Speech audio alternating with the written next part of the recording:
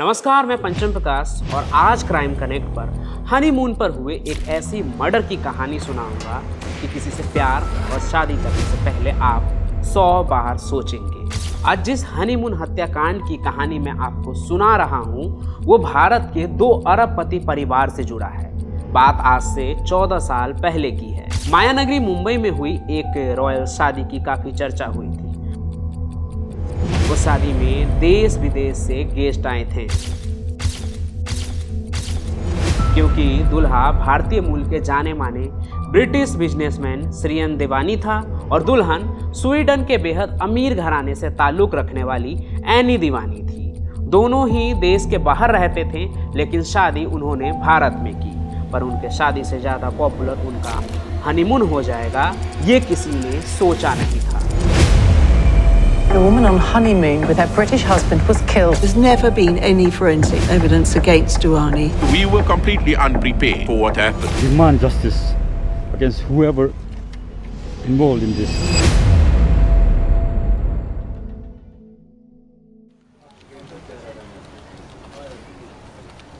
तो इस कहानी की शुरुआत होती है मुंबई के एक रिजॉर्ट से, जहां धूमधाम से शादी करने के बाद कपल श्रियन और एनी ब्रिटेन लौट गए। फिर दोनों अपने हनीमून के लिए साउथ अफ्रीका निकल जाते हैं। 3 weeks after their gorgeous wedding, the couple headed to South Africa on their 10-day honeymoon.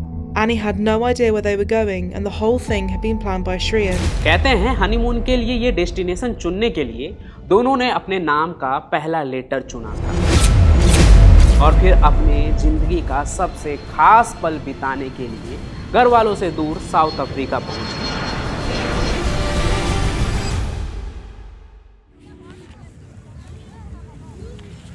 दोनों का घूमना फिरना, रोमांटिक डिनर एंजॉय करना चालू था।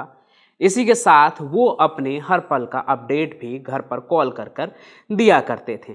15 नवंबर 2010 को श्रियन ने एक बार फिर ब्रिटेन में अपने परिवार वाले को फ़ोन किया, लेकिन उसके इस कॉल ने पूरे परिवार को चौंका के रख दिया, क्योंकि श्रियन ने बताया कि वो लोग 13 तारीख को केप टाउन से थोड़ा दूर टैक्सी से घूम रहे थे। तभी हथियार लिए कुछ लोगों ने उसके टैक्सी का अपहरण कर लिया। फिर साउथ अफ्रीका के बदमाशों ने पहले उसे टैक्सी से उतार दिया और एनी को बाद में आगे छोड़ने की बात कहकर टैक्सी ले गए। घर वालों ने पूछा, एनी ठीक तो है ना? बाद में तुम्हें वो मिली या नहीं? कहाँ हो तुम? घबराहट में घर वालों ने ना जाने क्या क्या पूछा, लेकिन जो जवाब श्रियन ने दिया उसने सबके होश उड़ा दिए। क्योंकि श्रियन ने बताया कि वो टैक्सी ढूंढते हुए जब आगे गया तो टैक्सी कुछ दूरी पर ही सुनसान इलाके में खड़ी मिली। एनी भी उसके अंदर पिछले सीट पर ही थी, लेकिन उसकी गर्दन पर गोली लगी थी और वो दम तोड़ चुकी थी। The body of a 28-year-old woman was found in a car in Khayelitsha.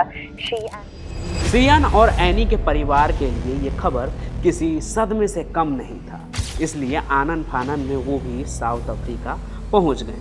ये तो जहां ये मर्डर हुआ साउथ अफ्रीका में, वहां ये सब बहुत नॉर्मल बात थी, क्योंकि अक्सर वहां लूटपाट होती रहती थी। लेकिन इस बार जो मर्डर हुआ था वो कोई नॉर्मल लड़की नहीं थी, बल्कि एक अरबपति की बेटी और बहू भी थी, जिससे साउथ अफ्रीका पुलिस के ऊपर कातिलों को पकड़ने का प्रेशर बढ़ गया।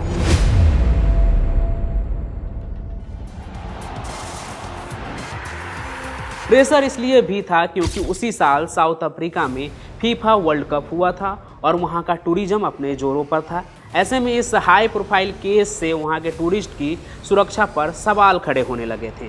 इसलिए पुलिस ने केस को गंभीरता से लिया और कुछ ही दिन में एनी को मारने वाले 3 हत्यारों को गिरफ्तार कर लिया, जिसने पहले उसे लूटा फिर बाद में उसकी हत्या कर दी थी। अब यहाँ आप ये सोचने की भूल मत कीजिएगा कि हत्यारा पकड़े गए और कहानी खत्म हो गई, क्योंकि आगे जो ट्विस्ट आने वाला है उसे सुनकर खुद आप भी ये सोचने पर मजबूर हो जाएंगे कि आखिर ऐसा हुआ क्यों। आगे हुआ ये कि पुलिस ने जिन हत्यारों को गिरफ्तार किया उन्होंने अपना जुर्म तो कबूल लिया।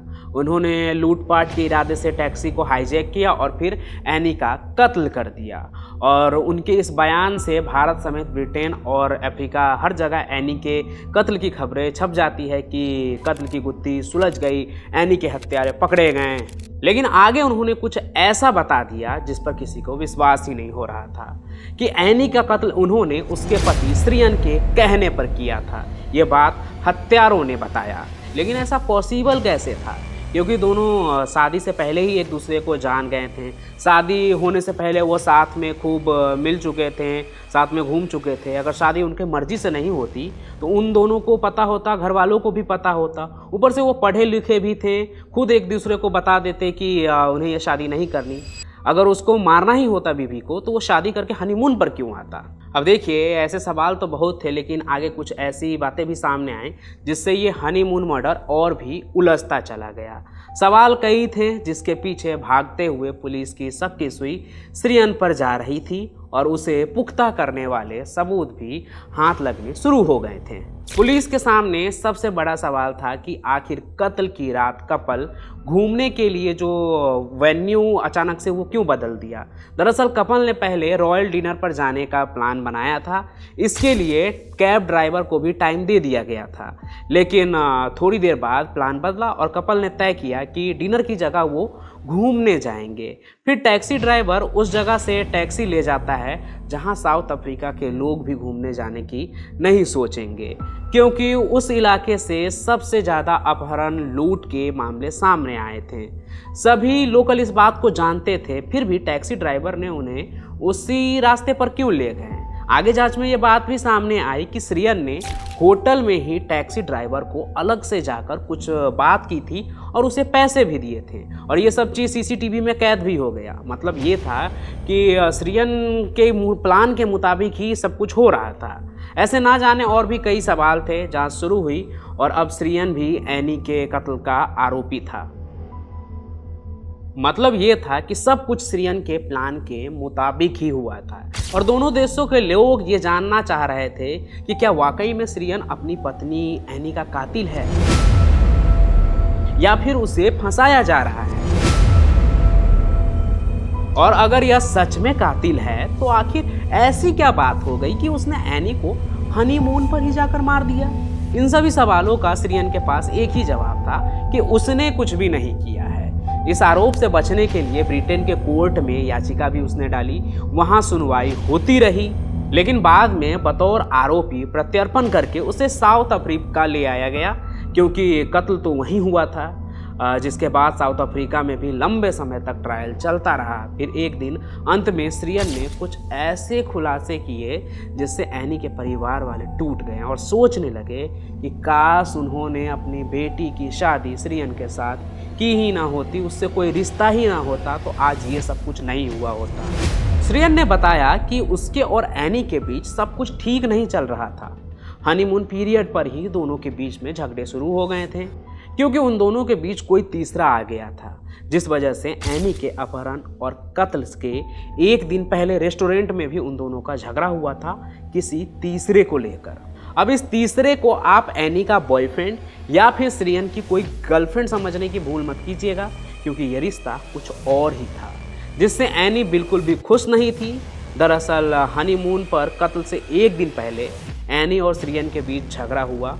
उसकी वजह थी श्रियन का किसी दूसरे मर्द से छुपकर मिलना, उसे गले लगाना और कुछ ऐसा करते हुए दिख जाना जो एनी के लिए एक धोखा था, क्योंकि शादी से पहले ना तो एनी को पता था कि उसका अरबपति हस्बैंड गे है और ना ही एनी के परिवार वालों को, और ये बात श्रियन ने साउथ अफ्रीका के कोर्ट में कबूला। अब आप सोच रहे होंगे कि पत्ते खुल गए, यही है असली हत्यारा, लेकिन जरा रुकिए। अब ये बात तो सबको पता था कि श्रियन हाई सोसाइटी स्टेटस के लिए दुनिया से अपने गे रिलेशंस की बात जो है वो छुपाना चाहता था, और यही कत्ल का मोटिव भी सबको लगा कि शायद श्रियन की गे होने की बात बाहर आ गई, इसलिए उसने एनी का कत्ल करवा दिया। पर साउथ अफ्रीका के अदालत में कई साल तक चले ट्रायल के बाद भी मामला जस के तस ही रहा। यहाँ तक कि एनी का ये मर्डर केस ऊपरी अदालत तक भी पहुँचा साउथ अफ्रीका के, और वहाँ भी ट्रायल चलता रहा। फिर 2014 में एक दिन खबर आई कि श्रियन पर एनी के कत्ल के इल्ज़ाम साबित नहीं हो पाए, इसलिए सबूतों के अभाव में कोर्ट ने श्रियन को बाइज्जत बरी कर दिया। Shireen pleaded not guilty to the 5 charges against him, but he also surprised the court. Through his lawyer, he went on to say that he was bisexual. अब इस बात से श्रियन के परिवार वाले तो खुश हो गए, लेकिन लोगों के मन में जो सवाल बाकी थे उसके जवाब कभी मिल नहीं पाए और ना ही एनी के घर वालों को न्याय मिल पाया जिसके उम्मीद में वो थे। इस पूरे मर्डर में सिर्फ 3 लुटेरों को ही कातिल के तौर पर सजा हुई और श्रियन बचकर वापस ब्रिटेन चला गया। हालांकि श्रियन ने यह कभी नहीं माना कि उसने एनी का कत्ल किया या उसमें शामिल था, लेकिन एनी के पिता ने इस पर सवाल उठाए और कहा कि अगर श्रियन गे था तो उसने एनी से शादी ही क्यों की। खैर, यही सवाल तो इस केस को इतना पेचीदा बनाता है और इसकी वजह से ही हनीमून मर्डर वाला ये केस इतना पॉपुलर भी हुआ। इस पर वेब सीरीज़ भी बनी और तो और बीबीसी ने डॉक्यूमेंट्री में भी कई सवाल खड़े किए, लेकिन उस रात की हकीकत कभी सामने नहीं आई आज तक भी। लेकिन आपका जासूस दिमाग क्या कहता है? क्या श्रियन दोषी है या नहीं, या वो इस पूरे मामले से बच गया? आप कमेंट करके हमें ज़रूर बताइएगा।